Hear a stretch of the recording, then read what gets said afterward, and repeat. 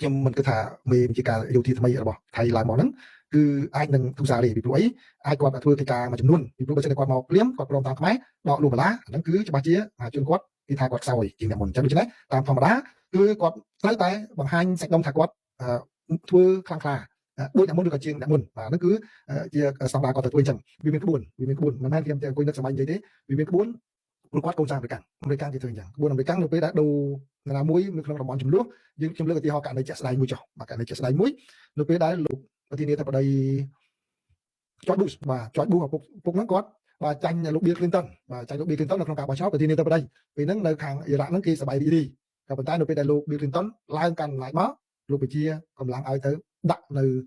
អ៊ីរ៉ាក់ហ្នឹងមកក្តាំងមកយូរអញ្ចឹងទៅដើម្បីឲ្យស្ងាត់មាត់អញ្ចឹងបាន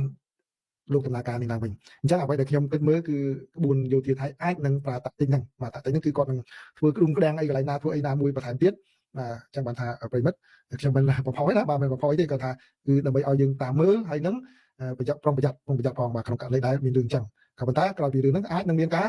និយាយគ្នាត្រូវវិញពីព្រោះទាហានដែលចូលមកនិយាយគ្នាអាចនឹងស្រួលជាងបើសិនជាមិនមានឥទ្ធិពលលូកលាន់ពីនយោបាយខ្លាំងបាទខ្ញុំសង្ឃឹមថាអ្វីដែលខ្ញុំនិយាយនឹងខុសទៅចោះបាទសង្ឃឹមថាខុសទៅចោះដើម្បីកុំឲ្យមានប៉ះពាល់ដល់សេចក្តីសុខបាទអញ្ចឹងអធិស្ឋានណាបើនិយាយទៅសិតតែថៃមានលក្ខណៈបំផុសអីហ្នឹងបាទអត់ទេគឺខ្ញុំគាត់ថាអាចមើលនៅនេះ